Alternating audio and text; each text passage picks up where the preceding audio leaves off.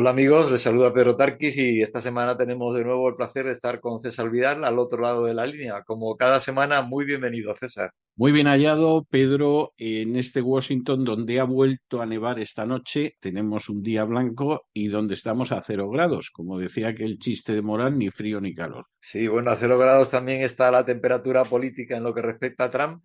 Ha habido como un cambio de alguien que defendía la ley y el orden, ¿no? Law and order, decía en sus discursos, y justo ha habido un cambio totalmente al lado contrario, porque actualmente, tras la sentencia del Supremo sobre los aranceles que ha impuesto Trump, hay un choque de Trump contra el Tribunal Supremo, que además en parte él mismo nombró. ¿Cómo se puede entender este cambio?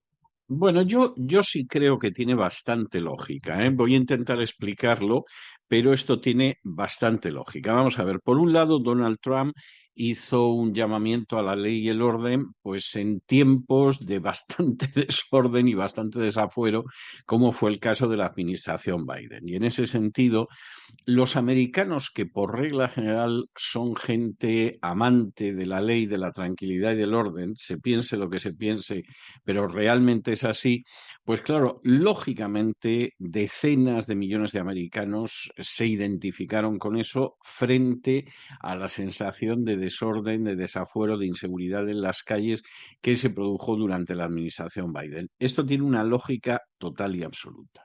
Luego hay otra cuestión distinta, y es que la imagen esa de ley y orden, que suena un poco pues al Sheriff Wayne en Río Bravo o en alguno de estos western, luego está por ver si eso es lo que aquí se llama el rule of law, y nosotros diríamos que es la supremacía de la ley, que es el someterse efectivamente a la legalidad. Yo creo que la política de Donald Trump en este segundo mandato, sin que sea una total novedad, también esto tengo que decirlo, pero sí de una manera muy a calzón quitado en este segundo mandato, es lo que yo estoy llamando la política del macho man, es decir, la persona que quiere dar la sensación de que es ese sujeto gallardo, aguerrido, intrépido, que puede imponer su voluntad, sea como sea.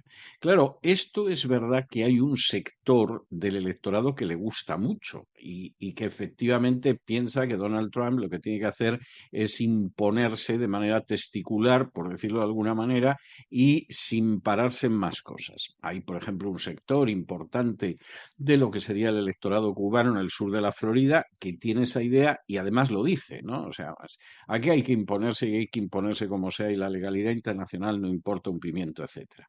Y entonces, para aquellos que identifican la ley y el orden, pues con una política del macho man, pues siguen encantados. Para aquellos que son la mayoría de los americanos que consideran que la ley y el orden no solo es orden, sino que también es ley, y que además la ley está para respetarla, y si no existen mecanismos legales para cambiarla, pues hay un creciente desagrado, porque efectivamente Donald Trump bordea en ocasiones la legalidad cuando no la quebranta abiertamente. Uno puede pensar lo que quiera sobre las operaciones mediante las cuales desde hace meses se dedica a hundir barcos en las cercanías de Venezuela y en aguas internacionales. Pero se piense lo que se piense, y no es extraño, la mayoría de los norteamericanos son contrarios a esas operaciones. Y una de las razones es que son ilegales. Es decir, no hay ningún país que porque él quiera puede entrar en aguas internacionales y dedicarse a hundir naves por mucho que supuestamente lleven droga. Es una acción absolutamente ilegal. Eso es como decir que de pronto la policía encuentra cerca de sus aguas territoriales un barco de traficantes y no aprehende, no arresta a los traficantes y aprende la carga, sino que los hunde, los mata y se acabó.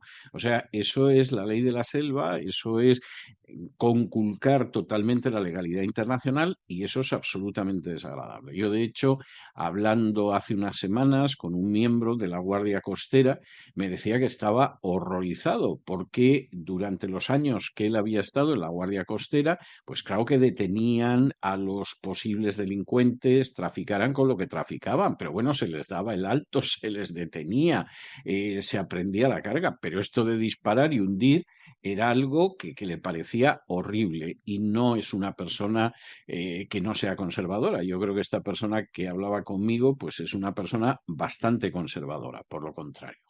Y claro, junto con esto, que es esa visión de que, bueno, el derecho internacional me importa un pimiento y hago lo que quiero, y en buena medida el derecho nacional también ha recibido un golpe muy grande con la sentencia del Tribunal Supremo sobre los aranceles. Sentencia, dicho sea de paso, que no le puede sorprender a nadie que tenga una idea medianamente clara de cuáles son las competencias del presidente y cuáles son las competencias del legislativo en este país, que están bastante bien delimitadas.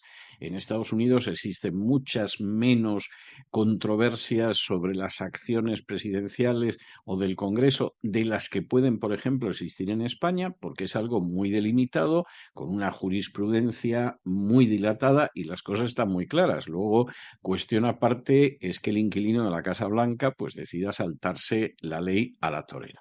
Y claro, como la política de Donald Trump es la política del macho man en el peor sentido del término, en cuestiones como es el derecho internacional, pues de pronto, en un momento determinado, decide que va a utilizar los aranceles como una especie de porra con la que golpea a aquellos que no se plieguen a la política exterior que él desea llevar a cabo.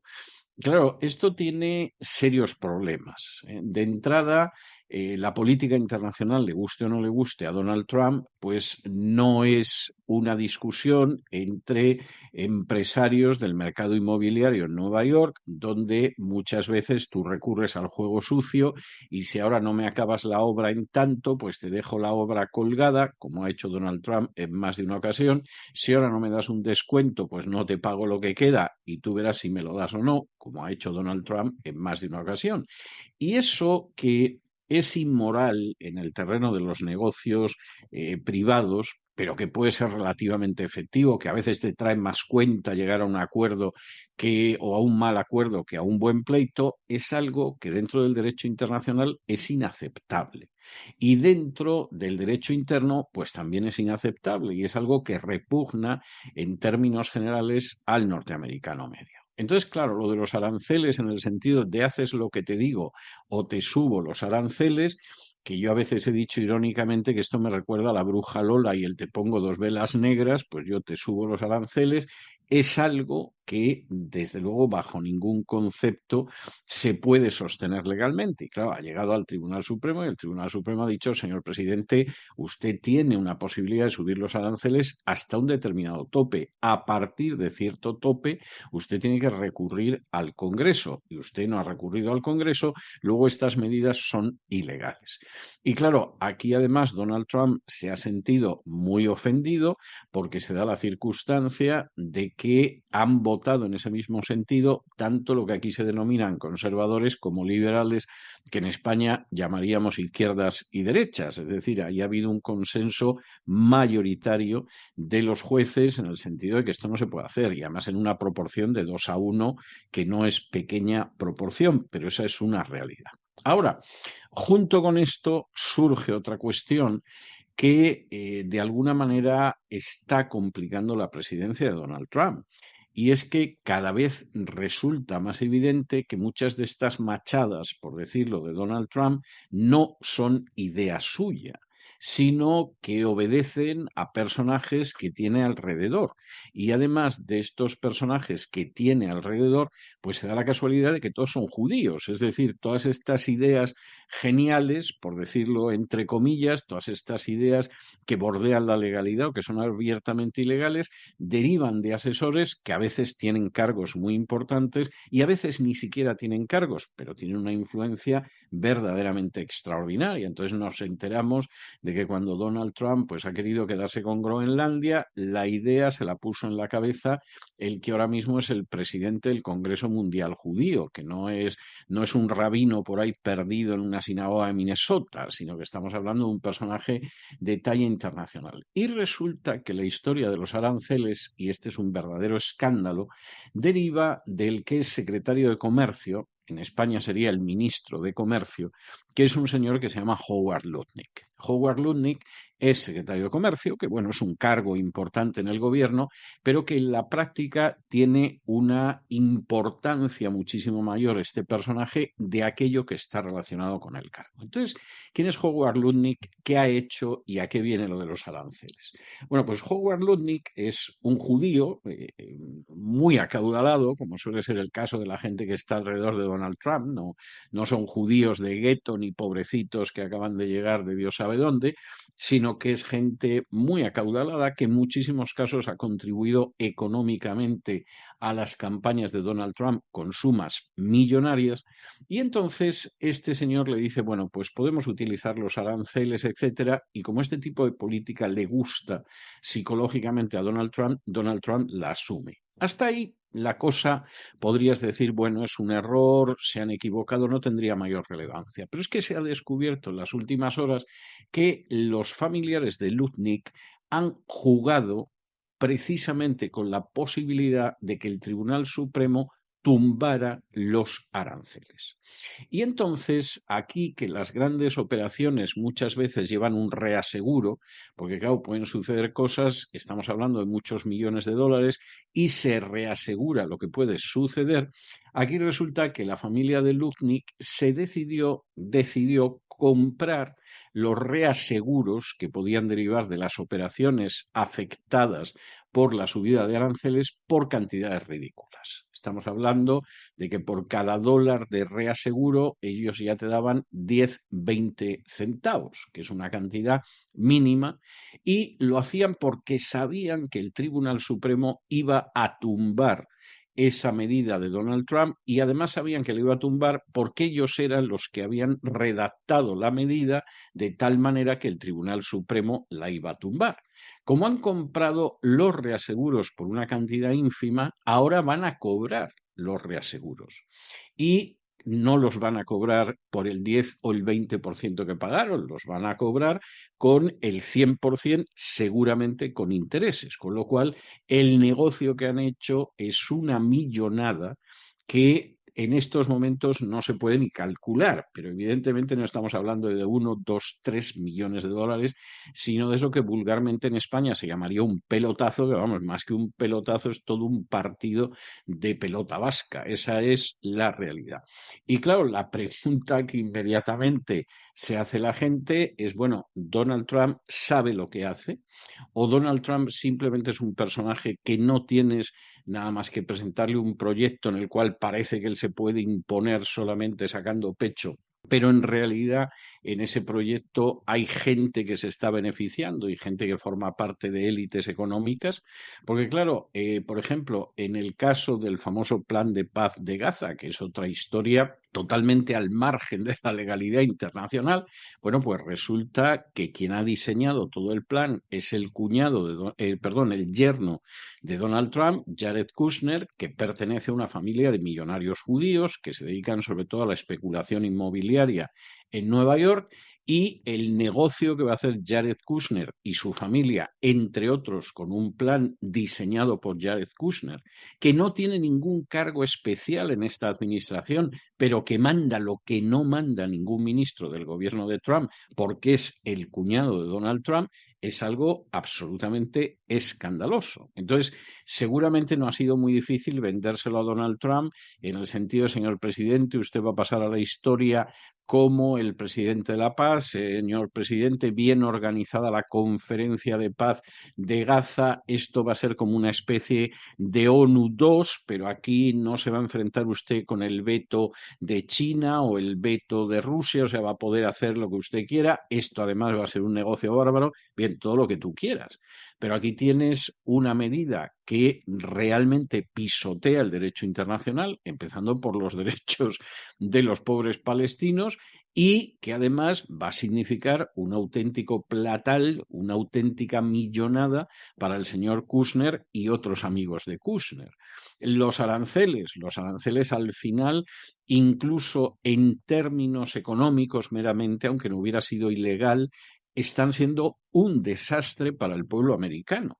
Y en este sentido, el viernes pasado, creo que fue jueves o viernes de la semana pasada, yo le dediqué un editorial en La Voz precisamente para mostrar que la política de aranceles de Donald Trump ha sido un fracaso total y absoluto. La gente estaba muy contenta porque se creían todo lo que decía Donald Trump, que las empresas iban a volver a Estados Unidos, que vamos a echar a China del mercado internacional, que vamos a controlar la inflación. Pues ha pasado todo lo contrario. Es decir, China está vendiendo un poco menos en Estados Unidos, pero en última instancia no cabe la menor duda de que ha encontrado otros mercados y esto no la ha dañado ni mucho menos. Las empresas que estaban en el extranjero de Estados Unidos no regresan a Estados Unidos porque incluso con la subida de aranceles siguen siendo más competitivas que si estuvieran en territorio de los Estados Unidos. Países como México han aumentado las exportaciones a Estados Unidos, en muchos casos de empresas americanas, pero han aumentado las exportaciones a los Estados Unidos.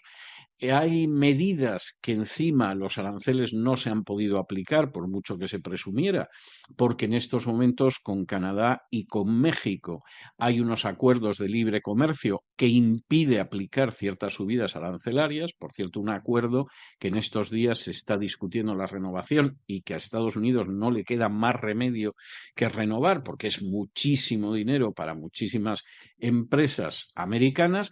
Y resulta que la subida de los precios de algunos productos extranjeros, que claro, vienen con el plus de los aranceles, las estamos pagando los ciudadanos americanos. Y entonces cuando nosotros vamos a comprar unos zapatos, o vamos a comprar un abrigo, vamos a comprar unos pantalones, o vamos a comprar alimentos importados, nos encontramos con que hay una subida a causa de los aranceles de Donald Trump, que no han conseguido ninguno de los efectos óptimos que se supone que iban a conseguir, pero que han conseguido el efecto de que haya subido el coste de esos artículos y que la inflación, lejos de controlarla, pues sigue aproximadamente como en la época de Biden, que no fue una época ni muchísimo menos agradable en ese sentido. Es decir, ahí Donald Trump ha fracasado, su política de aranceles ha sido un fracaso, la estamos pagando los ciudadanos americanos y encima es ilegal. Y encima se la recomienda a un señor como Lutnick, que en estos momentos su familia se está embolsando millones porque sabía desde un principio que los aranceles los iba a declarar ilegales el Tribunal Constitucional. Con lo cual, aquí, lejos de ese panorama del sujeto que con el revólver Colt a la cintura va a poner orden en el país y en el mundo, con lo que nos encontramos es con un personaje que no sabe muy bien de qué va el mundo. Esa es la realidad. Ha pasado con otros presidentes, pero en el caso de Donald Trump se le nota mucho, precisamente por las cosas de las que blasona, que las medidas que toma son medidas que están provocando una reacción muy fuerte en contra, que el principio de legalidad, la verdad es que no le importa un pimiento. Esto ha pasado también con otros presidentes, pero claro, en el caso de Donald Trump es muy acentuado y muy descarado, y además lo que dice luego, pues es algo que no se puede decir en público, aunque seguramente había presidentes que en privado lo pudieran decir, y encima, y este es un elemento muy grave, pues Donald Trump ha ido tomando decisiones que se revelan como disparatadas, pues porque tiene una serie de personajes que le susurran al oído que de manera bastante significativa son mayoritariamente judíos. Y esto, pues evidentemente, incluso en un país tan filosemita como es Estados Unidos, está empezando a rechinar muchísimo. Por ejemplo, por primera vez en las décadas que yo he mantenido una relación estrecha con Estados Unidos, en la práctica década y media en que vivo aquí de manera continua, por primera vez hay gente que se está presentando a las primarias para el Congreso, para el Senado, diciendo que no van a recibir $1 de la AIPAC. La AIPAC,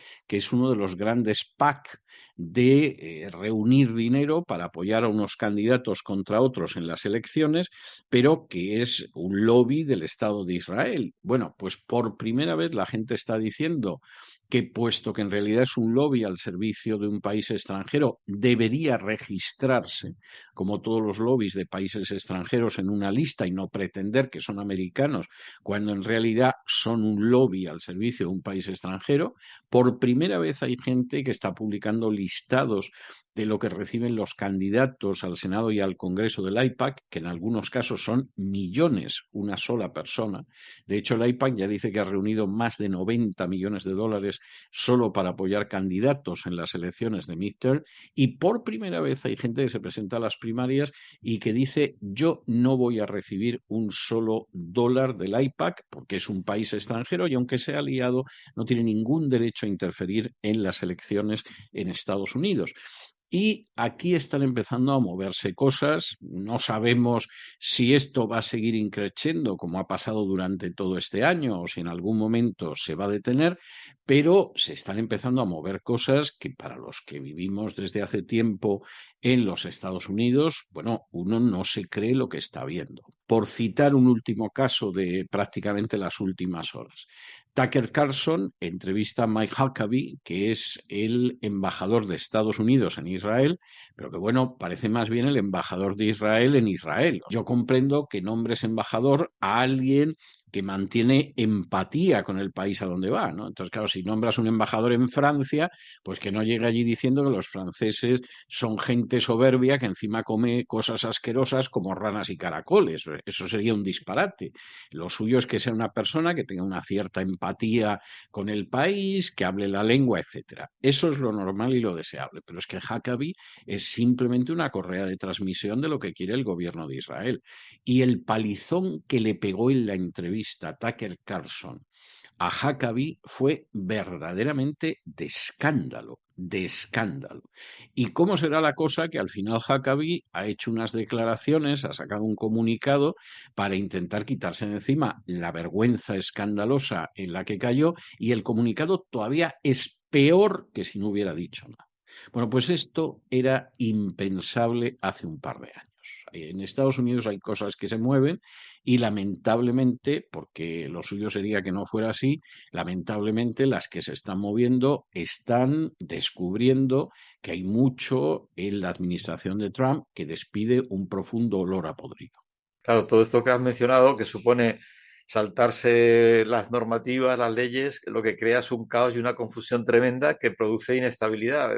No sé si ahí entraría también la última actuación de Trump de enviar este enorme portaaviones que es prácticamente más grande que una ciudad entera fortificada en camino de Irán, amenazando con una intervención militar sin tener en cuenta el Congreso. Vamos a ver, esta es otra historia que en parte llueve sobre mojado, pero que también, de nuevo, deja de manifiesto el elefante que hay en la habitación desde hace décadas y que nunca se ha querido ver, y que ahora cada vez hay más americanos que están gritando a voz en cuello que esto no puede seguir.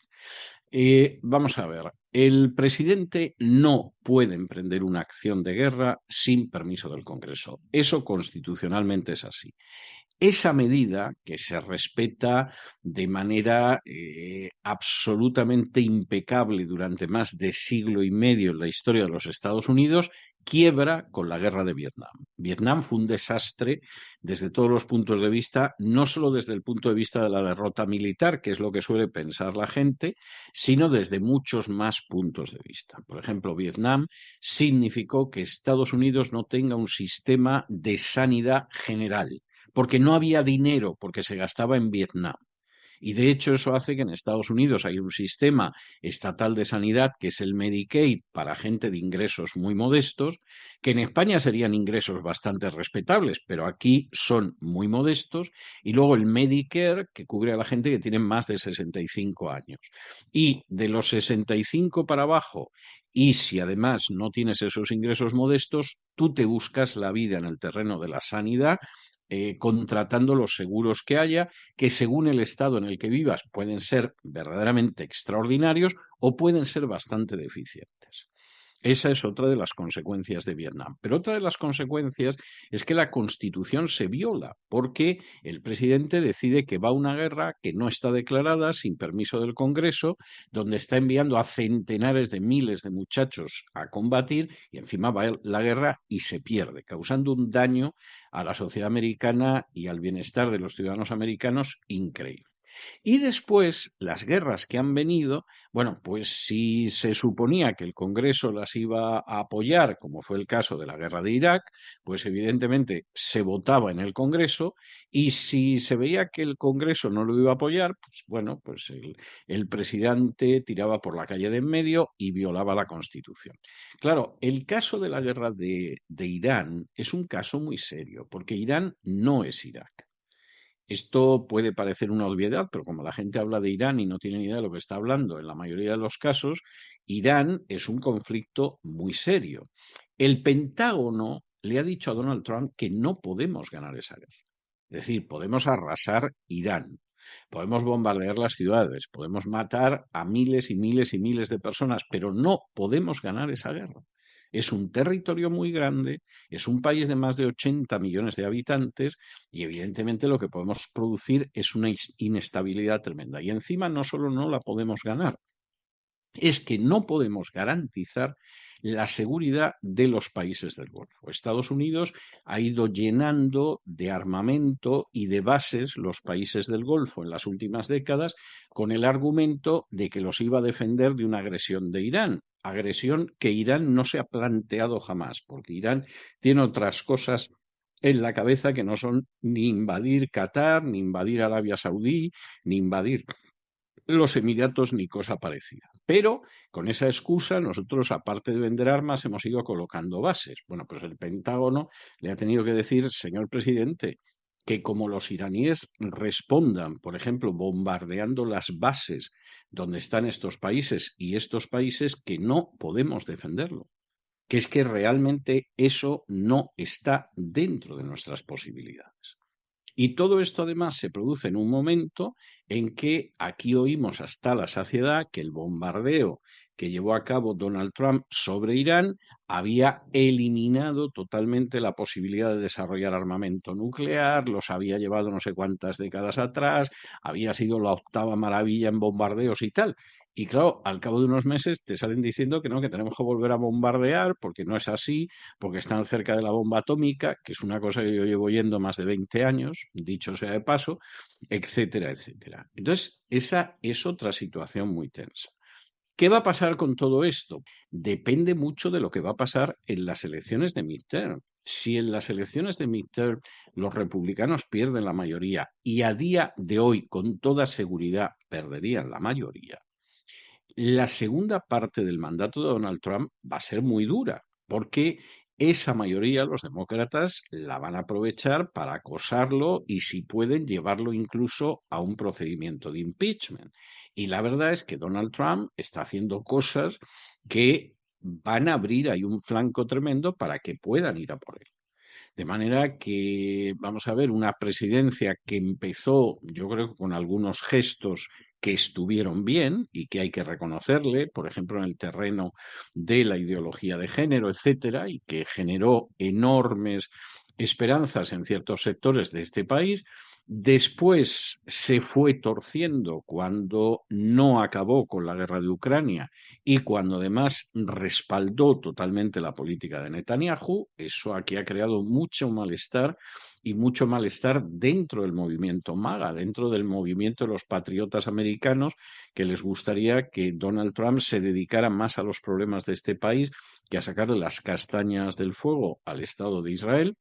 Y por supuesto esto se puede poner mucho peor porque algunas de las medidas estrella, como era el caso de los aranceles, no solo es que han fracasado, sino que además son ilegales y encima han permitido que gente del gobierno de Donald Trump se llene los bolsillos. El panorama no es un panorama fácil. Un tercer aspecto que también salpica de cerca, y tú nos lo has explicado muy bien y se ha confirmado recientemente en relación con los papeles Epstein, que es cómo la Casa Real británica está afectada, y no solo la Casa Real, sino un embajador que también pasó secretos del Reino Unido allí a Epstein, ¿no?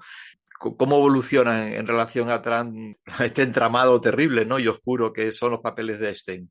Mira, esto está siendo un escándalo que se intenta pagar, sobre todo desde el gobierno de Donald Trump, pero que no hay manera. Es decir, con las presiones que ha habido, las víctimas gritando que hay que hacer justicia, etcétera, en un momento determinado el gobierno de Donald Trump decide publicar no pocos documentos, estamos hablando de millones de páginas, fotografías, vídeos, etcétera, en un sentido no de hacer justicia, porque esto es evidente a estas alturas, sino de publicarlo de tal manera que a partir de ahí la gente se conforme y entre en silencio. Pero ¿qué pasa? Pasa todo lo contrario. Porque cuando empiezas a ver lo que ha salido, que es gravísimo, porque al final la red Epstein era una red que servía al Mossad. No sabemos si además de al Mossad servía más, porque, por ejemplo, Epstein se presenta como el representante de los Rothschild. Si además esto favorecía también a la banca Rothschild, ya te puedes imaginar el escándalo en el que estamos sumidos, pero de pronto, dentro de esos documentos que aparecen censurados, no digamos los que no se han publicado y no se piensa publicar, se producen escenas verdaderamente tremendas. Hay un miembro de la Cámara de Representantes que presenta a Kentucky, que es uno de los que más ha insistido en esta historia y es uno de los que fuerza la publicación parcial, y de pronto comparece la fiscal general del Estado, que es Pam Biondi, para que haya una serie de miembros de la Cámara de Representantes que le pregunten sobre el caso Epstein. Y esto fue una escena de película de Hollywood. O sea, es algo que verdaderamente esto es lo que ves en las películas de Hollywood, que es emocionante, el escándalo, que en el último momento se produce una escena y se revela. Aparece este miembro de la Cámara de Representantes con 3 paneles que tenía a la espalda.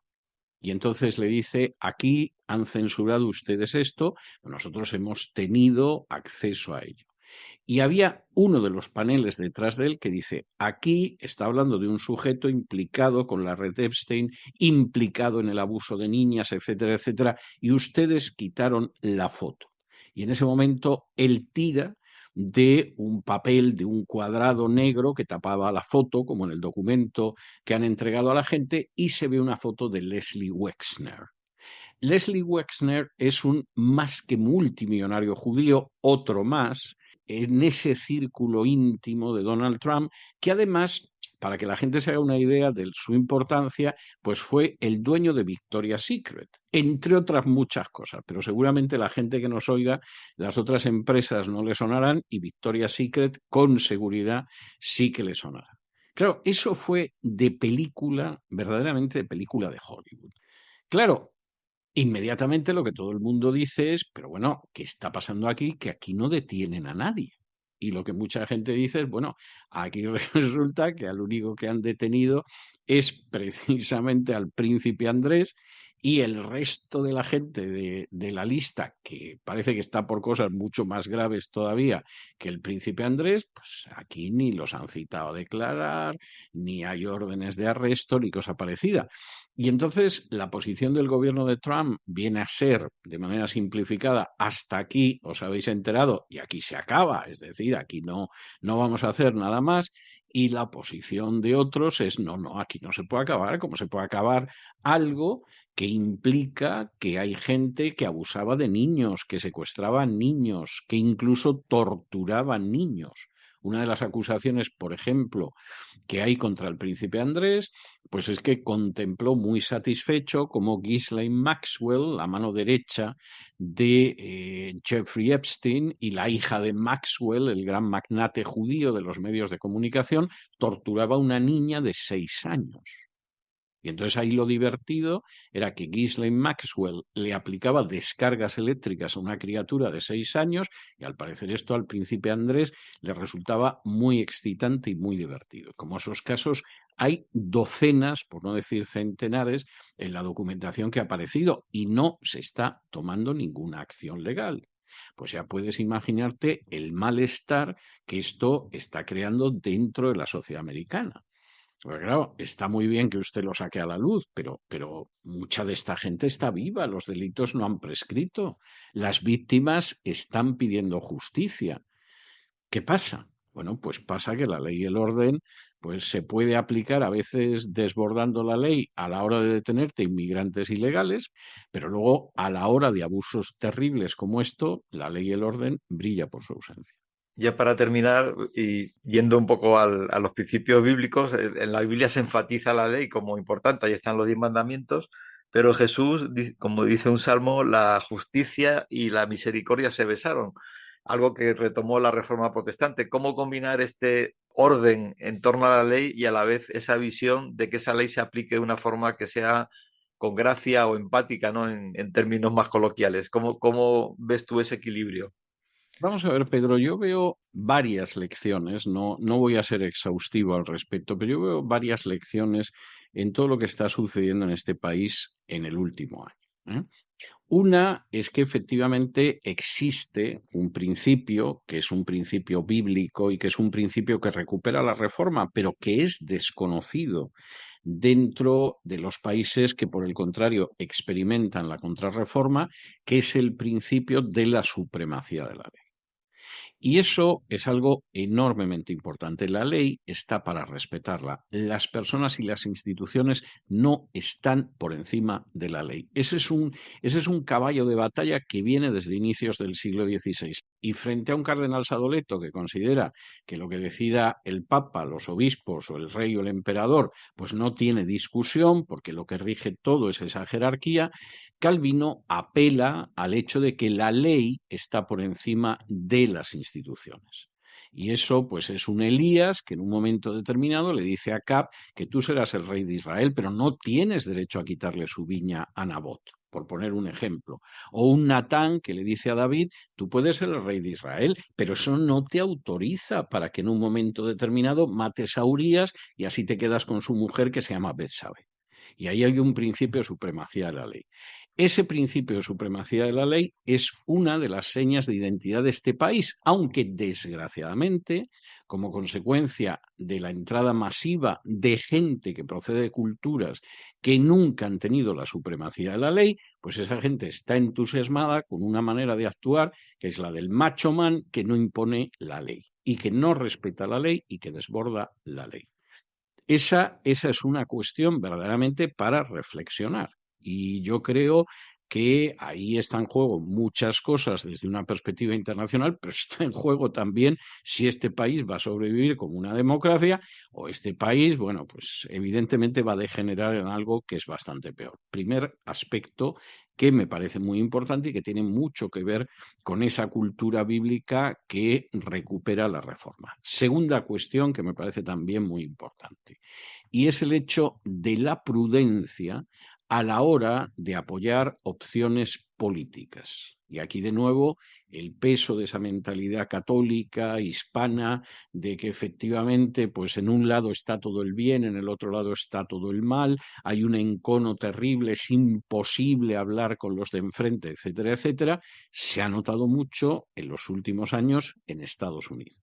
Y eso es algo que en Estados Unidos en términos históricos se ha dado muy rara vez. Se dio durante la Guerra Civil, pero fuera de eso siempre ha habido una empatía y una confianza limitada en los dirigentes políticos, no una adoración al caudillo como existe al sur del Río Grande y desgraciadamente, pues hombre, ha pasado en un momento determinado con Obama y ha vuelto a pasar con Donald Trump. Yo creo que Donald Trump ha hecho cosas que son muy buenas y están en su haber y está haciendo otras que son absolutamente inaceptables y son muy peligrosas. Y yo en las últimas elecciones presidenciales no fui a votar porque evidentemente Kamala Harris me parecía que iba a ser la continuación de una presidencia desastrosa como fue la de Joe Biden, pero había indicios, a mi juicio, más que señalados de por dónde podía ir la política de Donald Trump. Y junto con aspectos positivos, había otros que no lo iban a ser tanto.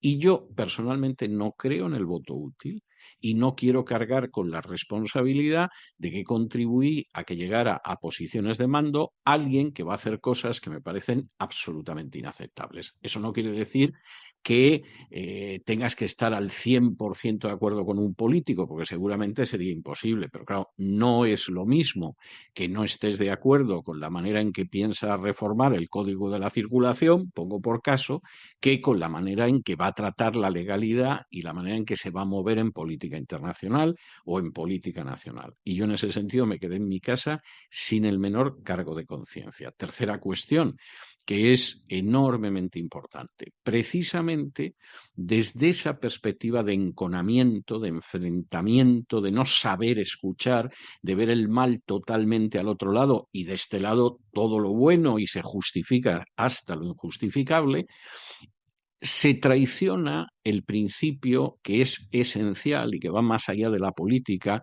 y que está en el cristianismo, que es el principio de la compasión y el principio del ofrecimiento de redención. Y esto es algo que los partidos políticos no pueden hacer. En algún caso pueden acercarse a la compasión, pues por ejemplo, atendiendo determinados problemas sociales, pero nunca van a poder hacer eso igual que gente que vive la vida del reino de Dios. Y por supuesto, en el sentido de pensar que la misión del pueblo de Dios es ser testigos de Cristo, eso en muchos casos se pierde por la sencilla razón de que se opta por una política de bandería, cuando lo que es obvio es que el pueblo de Dios puede estar más o menos cerca o lejos de determinados valores, pero eso no le permite ni tiene que llevarle nunca a asumir la política de un partido como si fuera el Evangelio. Y yo aquí siempre me acuerdo de ese capítulo 13 de Lucas, donde se le acercan a Jesús los partidarios de la colaboración con Roma y los partidarios de la sublevación contra Roma. Y entonces, bueno, pues los partidarios de la colaboración con Roma para señalarle que Pilato ha tenido que matar a unos galileos porque es que los galileos no se están quietos. Y los partidarios de la sublevación contra Roma diciendo, bueno, pues tú sabes que estaban construyendo una torre los romanos para un acueducto y se vino abajo y mató a gente porque, claro, Dios tiene que castigar a la gente que colabora con los romanos. Y la respuesta de Jesús es tremenda, porque dice, bueno, ¿qué pensáis? ¿Que estos eran más pecadores que otros, etcétera? Si no os convertís, también pereceréis. Y eso es algo que se está perdiendo de vista de una manera que a mí me inquieta mucho, porque el mensaje que hay que dar no es que resulta que estos son más pecadores que los otros, etcétera, que pudiera ser, sino que es un mensaje de decir, si no os convertís, vuestro destino es el de perecer y además de perecer eternamente. Pues con este broche yo creo que cerramos perfectamente la entrevista. Muchísimas gracias, César, también a ustedes que nos han seguido hasta aquí. Como siempre se despide Pedro Tarquis deseando que Dios les bendiga.